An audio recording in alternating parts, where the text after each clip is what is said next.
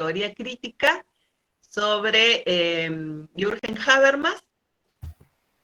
En la clase pasada trabajamos especialmente su teoría de la acción social, que es la teoría de la acción comunicativa en Habermas, y también vimos cuáles son los fundamentos, los principios, las razones por las cuales Habermas propone la teoría que propone, ¿cierto?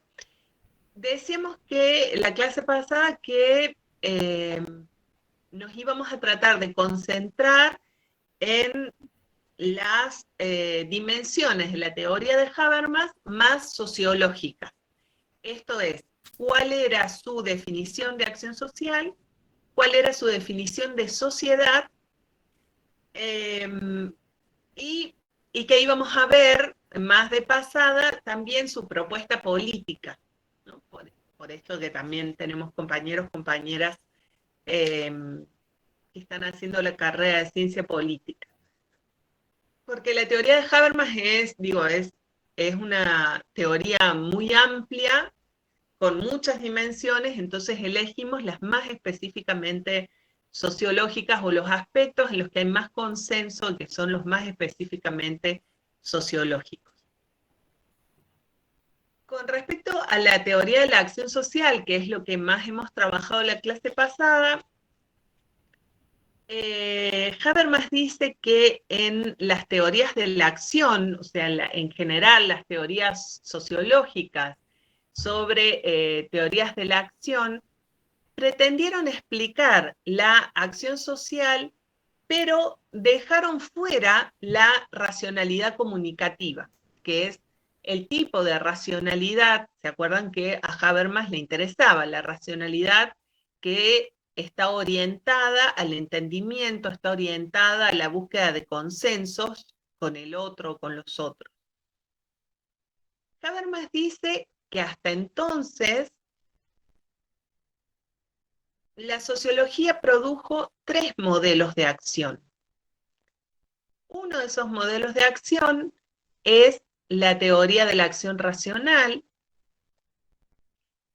y esa teoría de la acción racional, el primero que la conceptualizó fue Weber. Si se acuerdan algo de Teorías Sociológicas 1, el primero que habló de teoría de la acción racional fue Weber, pero también, por ejemplo, John Elster, que vimos en la primera unidad de esta materia, entre otros autores y autoras. El otro modelo que Habermas identifica que la sociología propuso hasta el momento es el modelo de la acción normativa, de la acción orientada por normas, u orientada por inercia social o cultural, ¿no? Lo que Weber llamaba, o lo más parecido a lo que Weber llamaba la acción tradicional.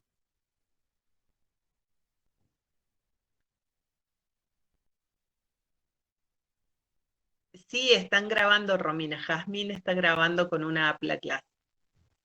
Y el tercer modelo de acción que identifica Habermas es la acción dramatúrgica.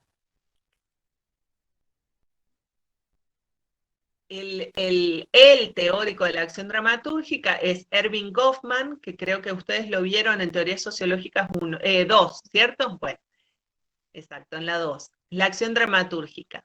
Esa autorrepresentación de nosotros mismos que tiene un componente estratégico, o sea, parecido en ese sentido a la acción racional, es decir, hay un componente estratégico de la acción, pero no es una acción que sea totalmente lúcida, totalmente consciente, sino que es en parte espontánea.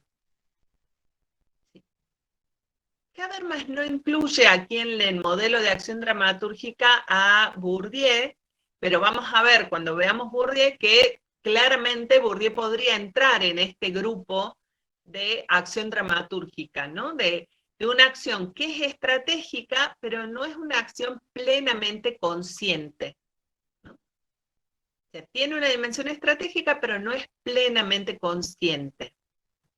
Entonces, lo que dice Habermas es, hasta ahora la sociología identificó 3 modelos de acción social: el de la acción racional, el de la acción normativa y el de la acción dramatúrgica.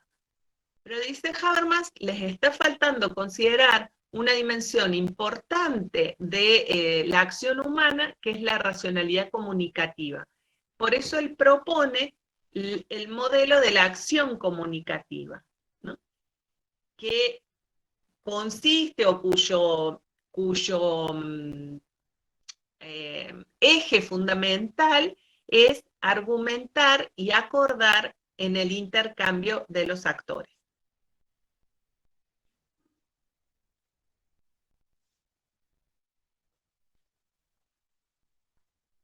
¿Estamos hasta ahí? Bueno. Sí, profe. Genial, Laura, gracias.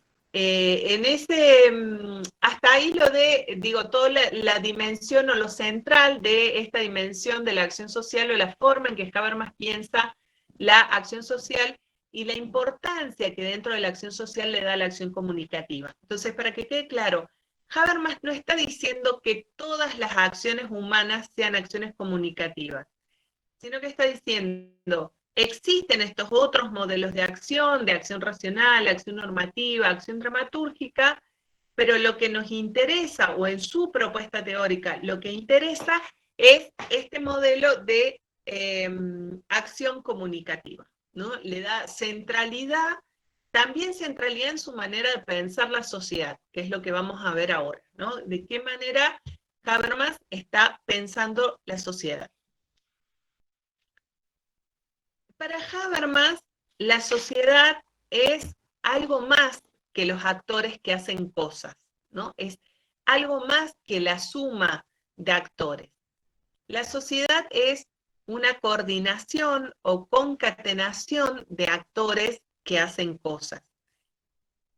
Habermas dice en algún lado, van a ver cuando lean los textos, dice que hay plexos ordenados de acción.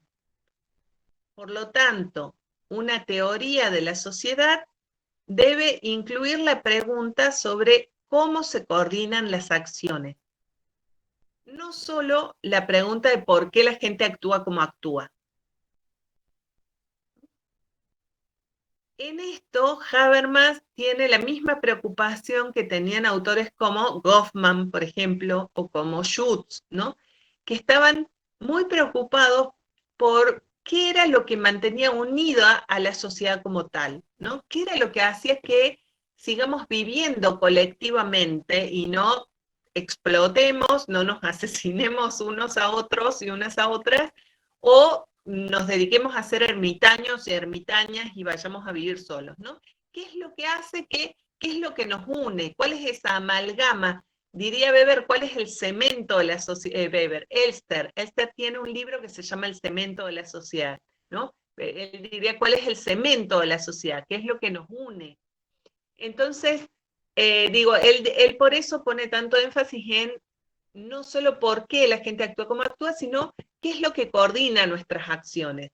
¿Qué es lo que hace que podamos cruzar una esquina de una calle cuando tenemos semáforo en verde, sabiendo que el auto que está con semáforo rojo va a frenar y no que va a seguir avanzando, ¿no? ¿Qué es lo que hace que saludemos a alguien que pasa enfrente y que esperemos que nos reciba el saludo, ¿sí? O que preguntemos y esperemos que nos respondan, ¿no? ¿Qué es lo que coordina nuestras acciones? Y él dice que hay 2 grandes mecanismos coordinadores de la acción.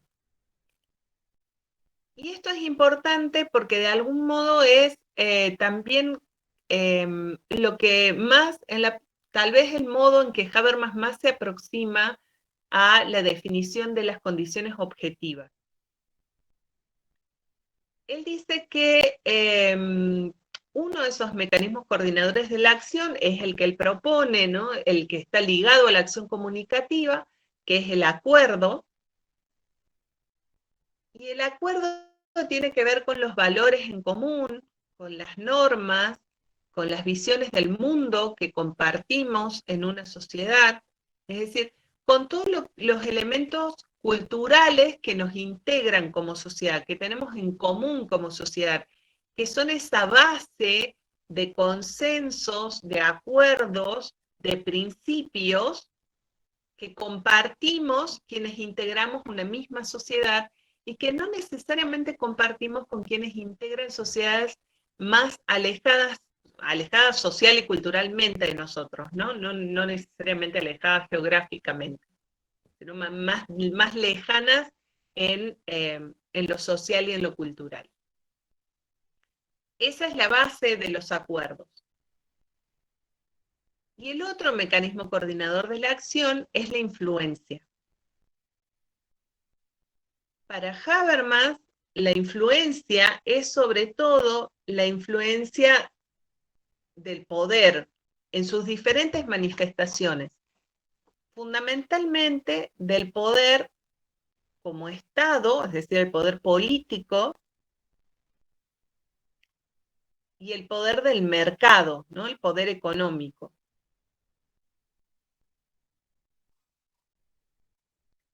Y el acuerdo y la influencia, digamos, estos dos mecanismos coordinadores de la acción, si prestan atención, se vinculan con dos dimensiones de la acción social que hemos venido trabajando desde el inicio de esta materia, de las clases de esta materia. Una con una dimensión subjetiva, lo que los individuos tienen en la cabeza y pueden hacer conscientes, ¿no? Esto de el acuerdo, los valores en común, las normas, los principios. Y lo otro tiene que ver con una dimensión, la influencia de los diferentes tipos de poder, tiene que ver con la dimensión objetiva, con aquello que escapa a los individuos, con aquello que se nos impone a los individuos, pero que es externo a nosotros, ¿no? Esta idea de Durkheim de las condiciones objetivas. Y dice Habermas, la consecuencia agregada de infinidad de acciones de las que no somos plenamente conscientes, ¿no? Es decir, las consecuencias agregadas de infinidad de acciones nuestras y de los otros sujetos que compartimos una sociedad, eso forma parte de nuestras condiciones objetivas. Y también de los sujetos que nos precedieron en la vida, ¿no? Digamos, llegamos a un mundo que ya está condicionado por los resultados, por las consecuencias de infinidad de acciones, de infinidad de sujetos que nos precedieron en nuestra existencia. ¿Sí? Y del mismo modo, nuestras acciones van a tener consecuencias que van a convertirse en dimensión objetiva, en aquello que escapa a individuos del futuro. ¿Verdad? Pero también en la actualidad. ¿Sí?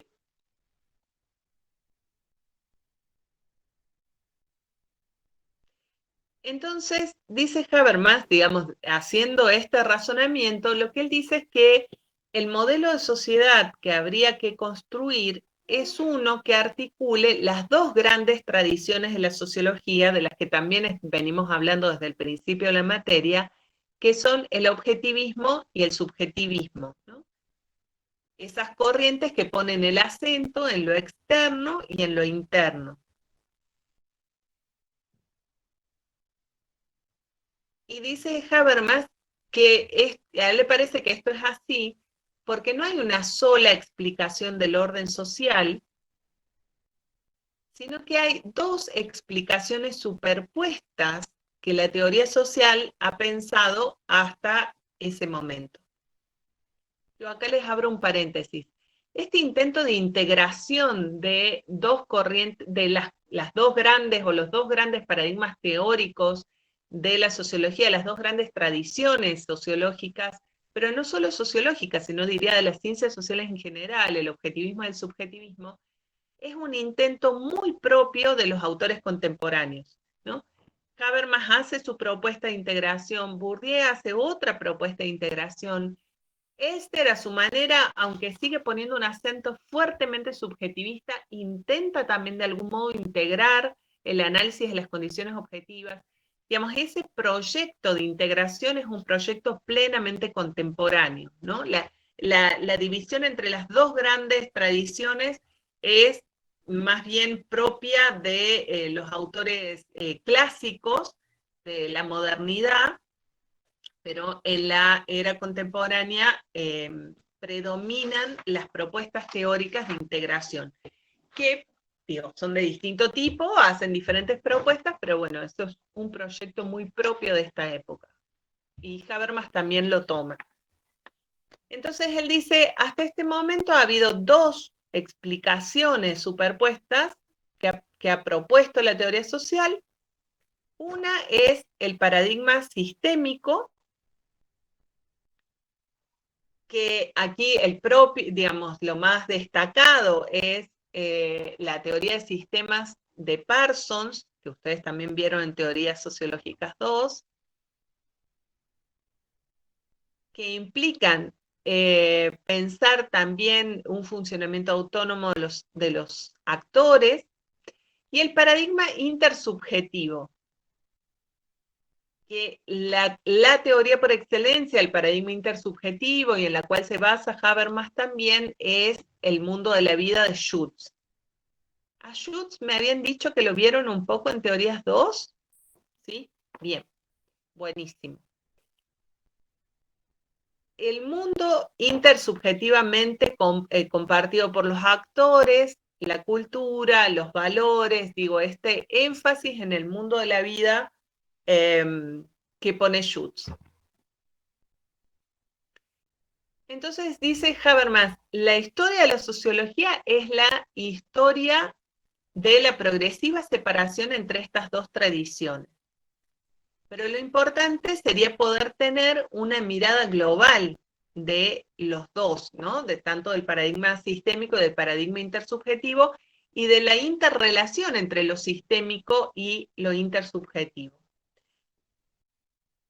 Y por eso él dice que con su propuesta de la acción comunicativa le permite identificar también lo que él llama la comunicación distorsionada.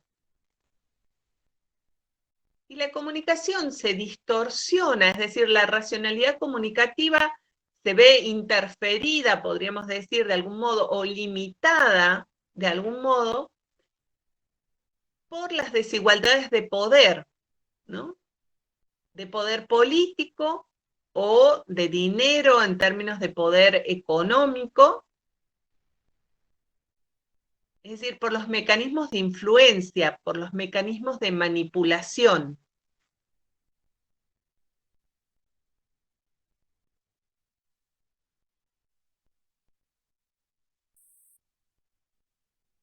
Esos mecanismos de manipulación son propios del sistema, diría Habermas, ¿no? Que interfieren en el acuerdo que se lleva a cabo en el mundo de la vida, en el mundo intersubjetivo. Y yo pensaba, esta misma discusión, este mismo debate es el que, el que se planteó, ¿se acuerdan? Hace unos años, bueno, no sé, algunos de ustedes son muy jóvenes, tal vez, pero cuando se discutió la ley de servicios de comunicación audiovisual en el año 2009, la discusión era esa, ¿no? Cómo poner límites regulatorios, o sea, en una regulación, en una legislación, cómo poner límites regulatorios para limitar la influencia del poder del Estado y del poder del mercado en la comunicación pública que se da a través de los medios de comunicación. Y ahora también se discuten temas similares con respecto a las redes sociales, ¿no? Cómo poner límites, y si es que hay algún modo de poner límites al poder de los estados y al poder de los mercados que interfieren en la comunicación libre de sujetos autónomos en las redes sociales. ¿Cierto? ¿Estamos hasta ahí? ¿Dudas, consultas, comentarios? Bueno. Em, con esto era lo central de lo que les queríamos. Qué bueno, Isabela, me alegro mucho. Qué bueno. Esto era lo central de lo que les queríamos contar sobre la teoría de la acción social y la teoría de la sociedad de Jürgen Habermas, digamos, es como el hueso, el núcleo de su teoría sociológica. Y con respecto a su propuesta política, es una propuesta política que está vinculada también a este razonamiento que viene llevando, que viene desarrollando y que hemos estado comentando en la clase pasada y ahora. La propuesta política de Habermas es la propuesta de la democracia deliberativa. La democracia deliberativa no es un concepto que haya inventado Habermas, ¿no? Al contrario, es un concepto, un término que se desarrolló en 1980 y que lo desarrolló un teórico que se llama Joseph Bessette. Joseph con PH Bessette. Y que Habermas toma. Pero al mismo tiempo es un concepto muy parecido al de democracia radical de la Chloe Mouffe. ¿Ustedes vieron la Chloe Mouffe en alguna de las teorías políticas? En Fundamentos B lo vimos, José, y ahora creo que vamos a leer algo en teoría, todavía no llegamos en teoría política 3, sí, vamos a ver, pero todavía no lo vimos. Estamos con la Schmidt ahora. Buenísimo. Bueno, van a ver que la propuesta política es similar, tiene fundamentos similares con esta idea de democracia radical y también con otra propuesta que no sé si es un teórico que ustedes vayan a ver, pero que es muy interesante si les gusta, si les interesan estos temas y les gusta buscarlo, que se llama Barber, que habla de democracia fuerte. Esta idea de Barber, de democracia fuerte, la idea de la Chloe Mouffe de democracia radical y la idea de Habermas de democracia deliberativa son ideas muy emparentadas, ¿no? Son un tipo de debates que con algunos detalles diferentes y que tal vez desde tradiciones distintas hacen propuestas muy similares. El supuesto que está en la base de la democracia deliberativa es que la democracia es incompatible en última instancia con el capitalismo. ¿Por qué? Por algo de lo que ya hablaba Klaus Hofe, que fue un teórico alemán, que también no sé si ustedes habrán visto, yo sé que en trabajo social lo ven, pero no sé si en socio y ciencia política. Klaus Hofe ya decía en los años 70 esta idea, ¿no? De que la tendencia de la democracia es a la igualdad. O sea, cuando hablamos de una mayor democratización, lo que estamos diciendo es que hace falta mayor igualdad, ¿no? La profundización de la democracia tiende a profundizar la igualdad entre sus ciudadanos y ciudadanas. Y por el contrario, la profundización del capitalismo tiende a profundizar la desigualdad, ¿cierto? Tiende a profundizar que haya burgueses con mayor acumulación de capital y proletarios con menor capacidad de acción, ¿cierto? Entonces, esas tendencias son opuestas, ¿no? Si la democracia y el capitalismo están unidos hoy en nuestros sistemas, digamos, ese sistema político y económico, bien Pedro, de Marshall también, exacto, son discusiones, exacto, la idea de ciudadanía versus clase social. Son discusiones que están en el fondo de varias teorías políticas y sociológicas, y esta idea de que democracia y capitalismo en este momento están funcionando juntos, en este momento histórico, quiero decir, pero que sus tendencias de fondo son exactamente opuestas, ¿no? Son centrípetas. Entonces son, en última instancia, incompatibles. OFE ahí lo que dice es que lo que los hace compatibles son el estado de bienestar, ¿no? O sea, una versión del capitalismo, que es la versión con estado de bienestar, con reconocimiento de derechos sociales, es decir, un capitalismo regulado, controlado, limitado, y una versión de la democracia, también controlada, regulada y limitada, que es la democracia representativa, con partidos, con competencia entre partidos de masas. Esa era la propuesta de OFE en su momento, ¿no? Que era lo que explicaba la convivencia de capitalismo y democracia en este tiempo histórico. Bueno, en ese tiempo histórico que era el momento de oro del estado de bienestar cuando él escribía. Pero volvamos a Habermas, que también es la idea de Laclau, de Mouffe y de Barber. Sí, la democracia en última instancia es incompatible con el capitalismo, y piensen que Habermas lo que viene diciendo en el fondo cuando habla del poder político, del poder del mercado como manipuladores, como mecanismos de influencia que distorsionan la racionalidad comunicativa, que es lo que finalmente permitiría mantener coordinadas a nuestras sociedades. Si esto es así, la democracia es tendencialmente revolucionaria. Y esa es la misma idea de democracia radical, de radicalización de la democracia, es la idea de que la democracia es tendencialmente revolucionaria, ¿no? Tendencialmente transformadora de las estructuras de la sociedad. Y esto también lo traen otros autores y autoras como Nancy Fraser, a quien también seguramente o han visto o van a ver. Nancy Fraser dice que para que haya justicia, esto es, para que haya equidad, para que haya igualdad, ¿no?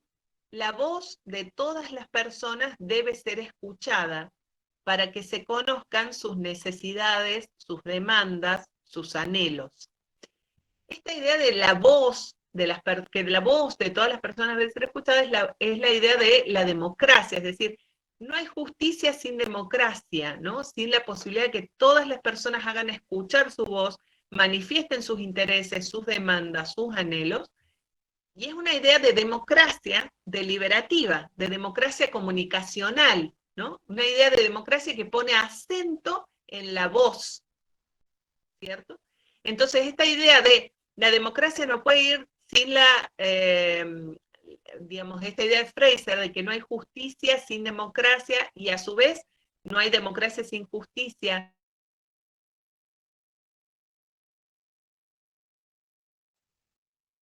Es evolucionario de la democracia deliberativa, ¿sí? Y hay otro aspecto importante, y es que la democracia deliberativa y la democracia radical y la democracia fuerte son democracias reflexivas.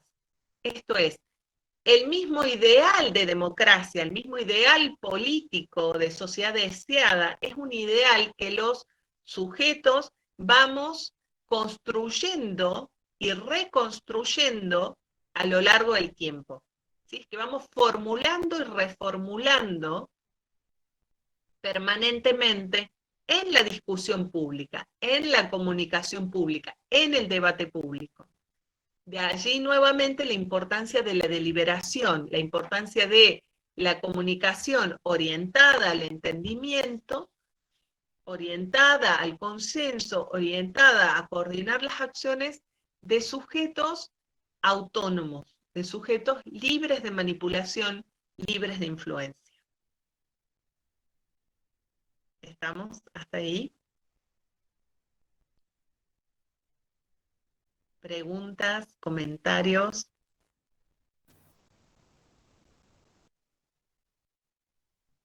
Profe, le hago una pregunta. En la democracia deliberativa de Habermas, ¿hay lugar para el conflicto de la misma forma que plantea la idea de agonismo Chantal Mouffe?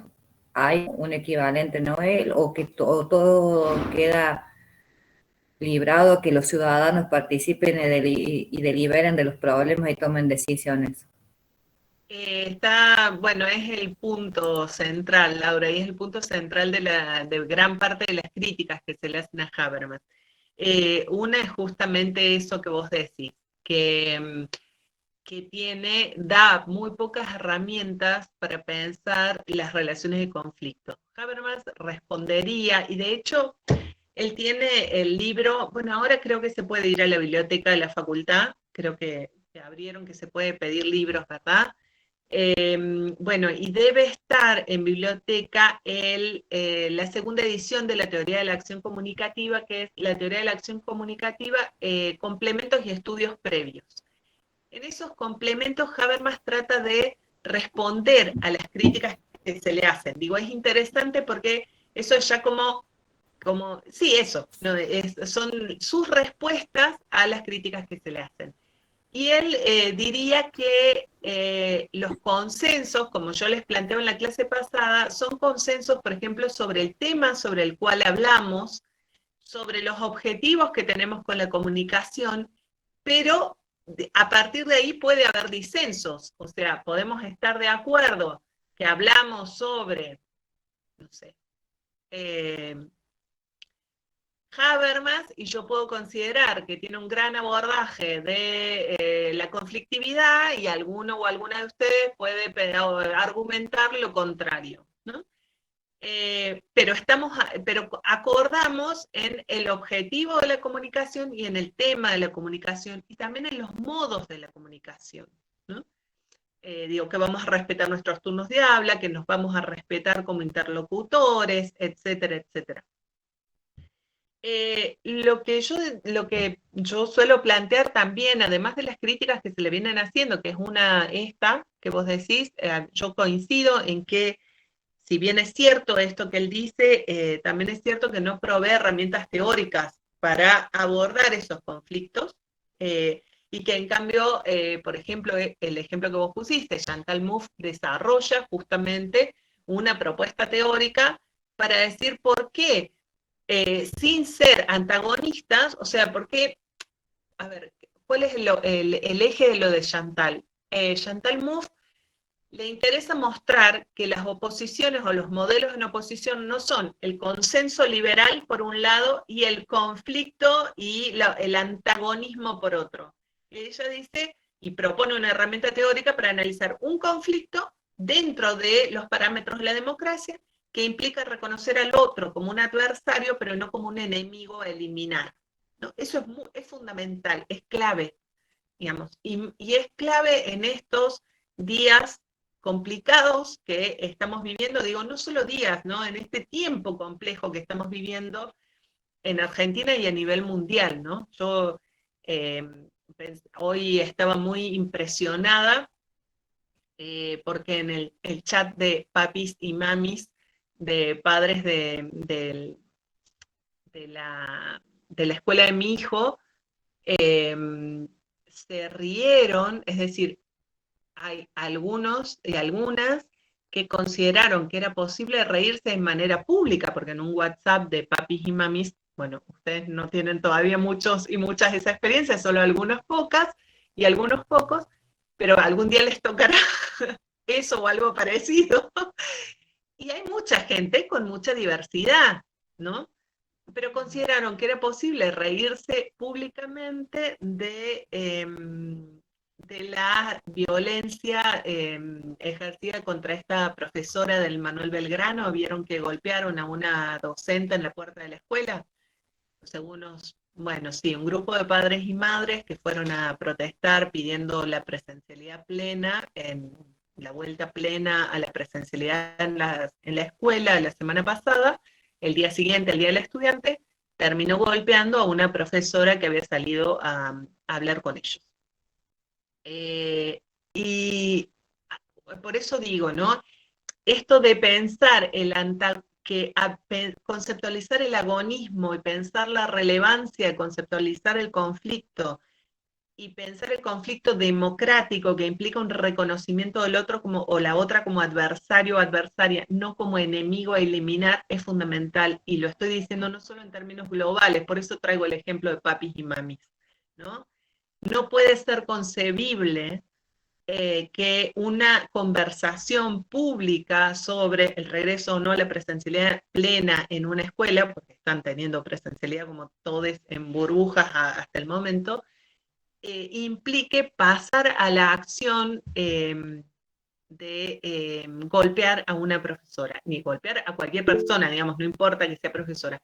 Y hay otro problema. El segundo problema es que algunas personas consideraron que podían reírse públicamente de eso, ¿no? Entonces ahí es donde yo encuentro que hay límites en la teoría habermasiana para pensar nuestros problemas actuales de los últimos años en el mundo, ¿no? Estamos teniendo problemas de comunicación pública en democracia distintos, que hay que tratar de pensar por qué. Una de las hipótesis, digo, ¿por qué suceden estas cosas? ¿Por qué ahí no tenemos estos principios en común? ¿Cuáles tendrían que haber sido los principios en común? ¿No? ¿Algún acuerdo sobre la visión de la educación? ¿Algún acuerdo sobre las modalidades de comunicación? ¿Sí? Entonces, hay algo que en las que estos principios se están rompiendo y hay razones por las cuales esos principios se están rompiendo en la actualidad. Por eso yo les puse y les recomiendo en la bibliografía complementaria, hay un pedacito de un artículo de Silvio Weisbord, que es un fragmento, eso es un artículo original en inglés, que una scripta de esta cátedra, Cecilia Cuel, tradujo y lo tienen ahí disponible. Y no sé si no les puse algún artículo mío, pero creo que por lo menos el de Silvio Weisbord está para pensar estos temas de cómo pensar lo de Habermas en la actualidad con estos problemas que estamos teniendo en la actualidad. Sí, Mónica, perdón, recién veo tu manito.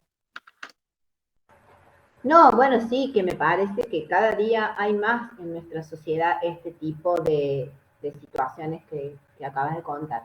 Y que, bueno, que tiene que ver esto como con lo que habíamos visto, de cómo conversar con un fascista, o sea, es como el negar al otro directamente, es decir, cuando ya la palabra no puede mediar más y va inmediatamente la violencia, y es un proceso de fasticización de las sociedades que realmente uno lo ve en pequeños hechos cotidianos.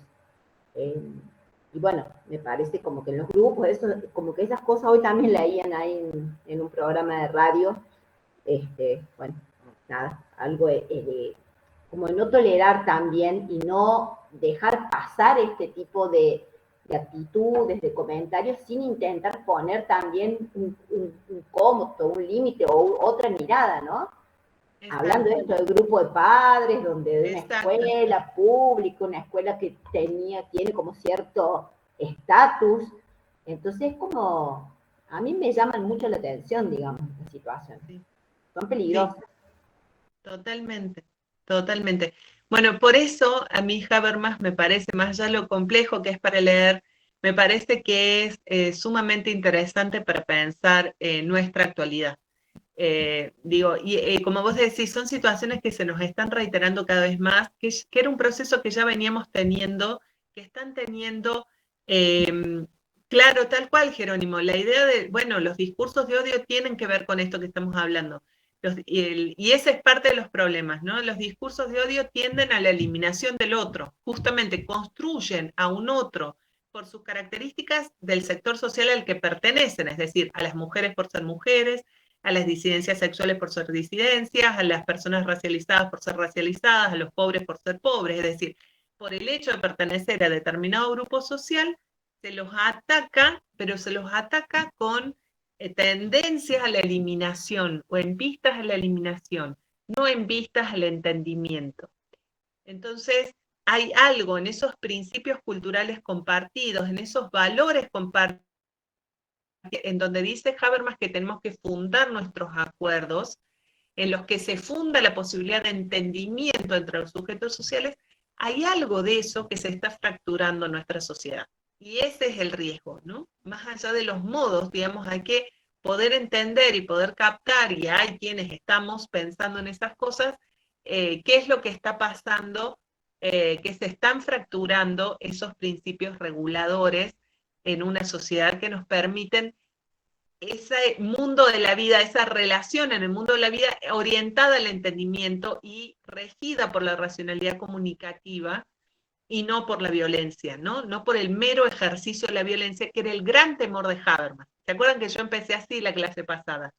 La gran preocupación de Habermas era cómo evitar el regreso a ese mundo de violencia que él había vivido, ¿no? ¿Cómo evitar el regreso a Auschwitz? ¿Cómo garantizar que esas experiencias no se repitan en la historia de la humanidad? Ese era así como el punto central. Y en parte estamos volviendo ahí, ¿no? Digo, no ahí, pero digo, vamos en un camino en el que se empiezan a legitimar los modos de violencia. Yo también creo que es central no sumarse a esa violencia, no responder, ¿no? Es central el autocontrol en ese sentido, pero sí poder marcar que hay límites sociales, y poder manifestar públicamente que para algunos y para algunas de nosotros esos límites sociales siguen funcionando. Parte de esos principios culturales fundamentales que eran consenso en nuestra sociedad y a partir de los cuales, o en base a los cuales hablábamos y que no se discutían en Argentina, tienen que ver con el consenso construido del 83 a esta parte sobre los derechos humanos y sobre el nunca más. Y esos consensos también, y no casualmente, están siendo puestos en cuestión. Y eso es fundamental, ¿no? Si tuviéramos esos consensos con la misma fortaleza que lo teníamos hace un poquito, no tendrían lugar con tanta frecuencia este tipo de situaciones.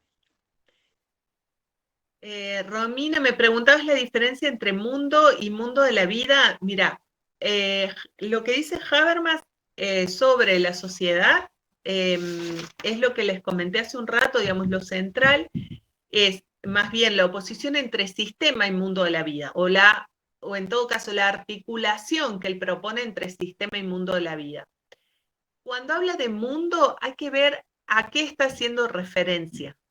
Digamos, hay que verlo en términos contextuales en cada texto, ¿sí?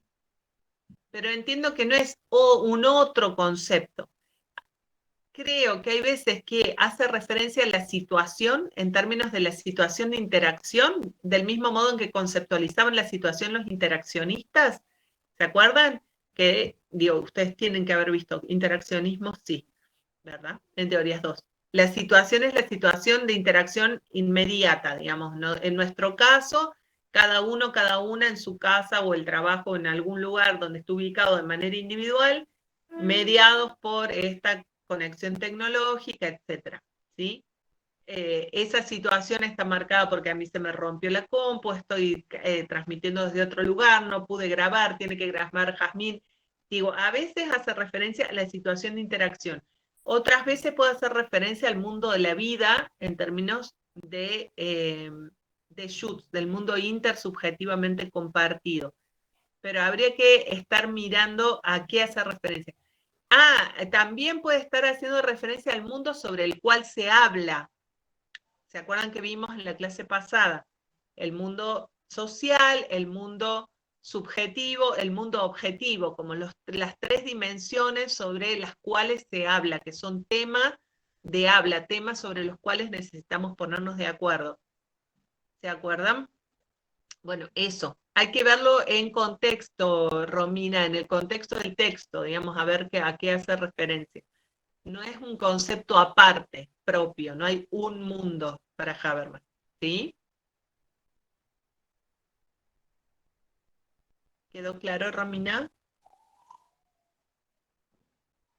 Ok, buenísimo. Bueno, gente, y no sé si se me pasó alguna otra manito levantada o están. ¿Estamos? Bueno. ¿Alguien ¿Puedo iba a hacer una hablar? pregunta? Sí, yo, profe, ¿puedo hacer una preguntita? Dale, Laura. Doña, estoy preguntona hoy, porque se me hace muy difícil abstraer esta relación que siempre vemos en los prácticos de sujeto, condiciones objetivas y las relaciones entre ambos, ¿no? Del sujeto, de la construcción del objeto según Habermas.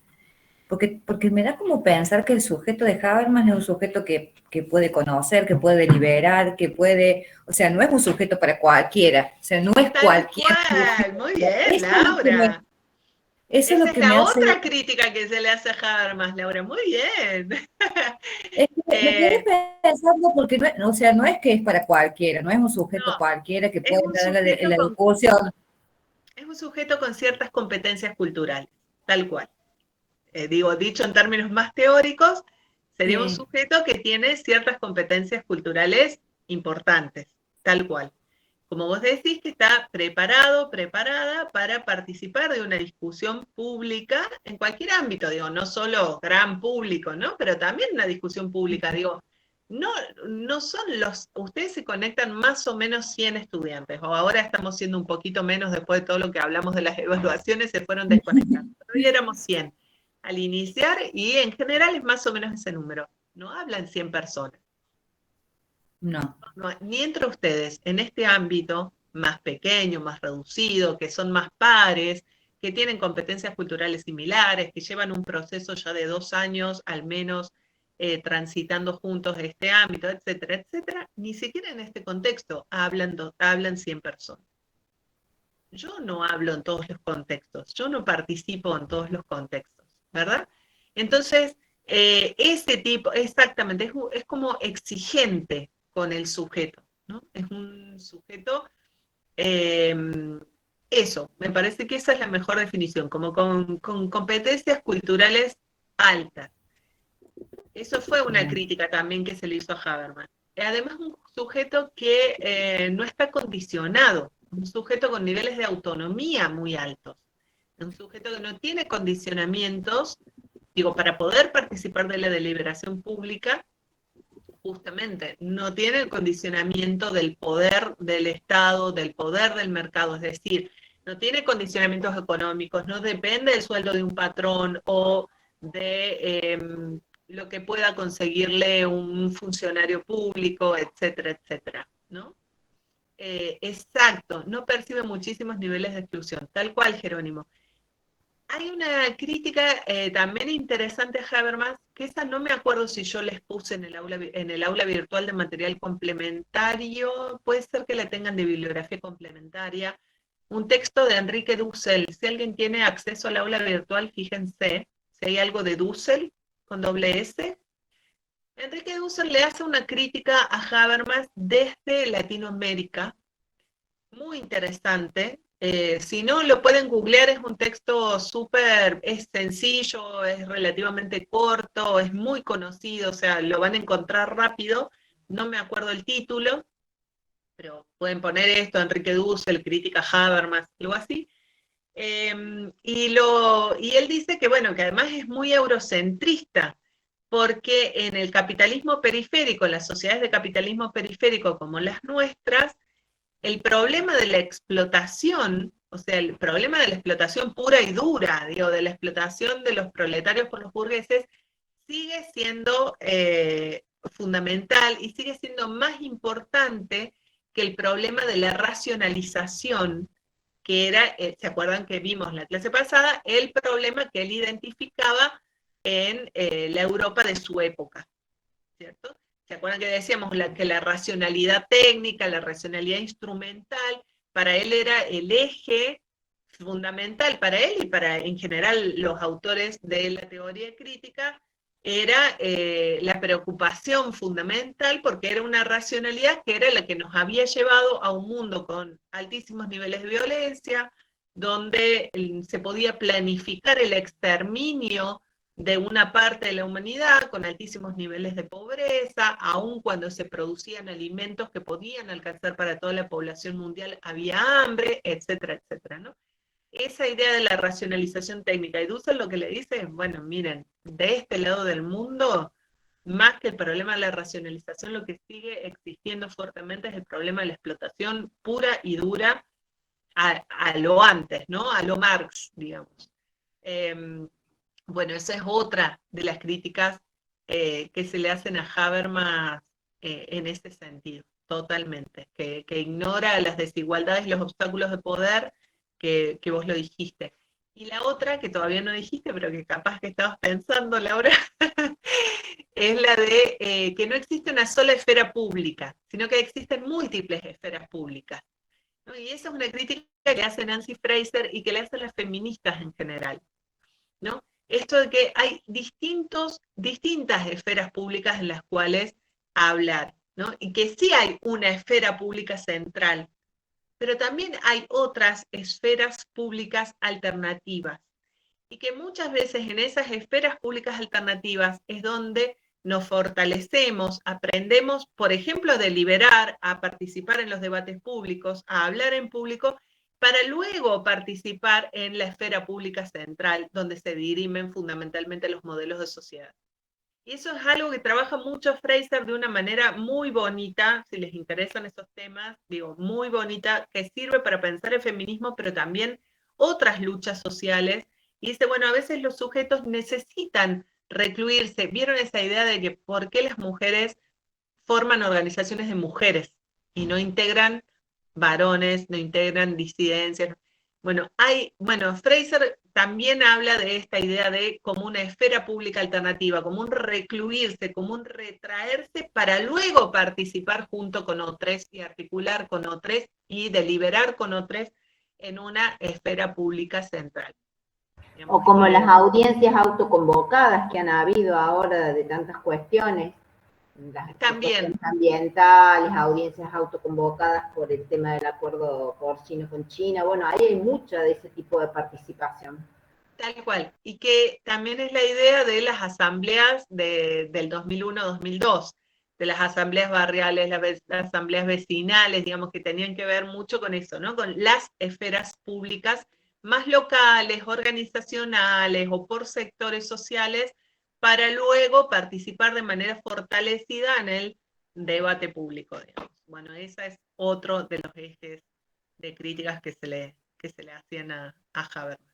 Y el otro puede ser más desde la actualidad, ¿no? Esto que decimos, bueno, esas herramientas nos están mostrando un ideal que hoy es difícil de alcanzar, porque hay una fractura en esos consensos sobre cómo definimos la verdad, cómo definimos la sinceridad y cómo definimos el mundo objetivo. Hay incluso, fíjense, una fractura sobre cómo definimos el mundo objetivo. O sea, no nos ponemos de acuerdo, digamos, hay cuestionamientos a la ciencia que produce vacunas, hay cuestionamientos a la ciencia que dice que la Tierra no es plana, ¿no? Entonces, eso es, no nos estamos de acuerdo sobre cuáles son los criterios que definen incluso el mundo del objetivo, ¿no? La verdad objetiva de las cosas, no solo las normas y no solo la sinceridad a nivel subjetivo. Bien. ¿Algo más que les quede pendiente?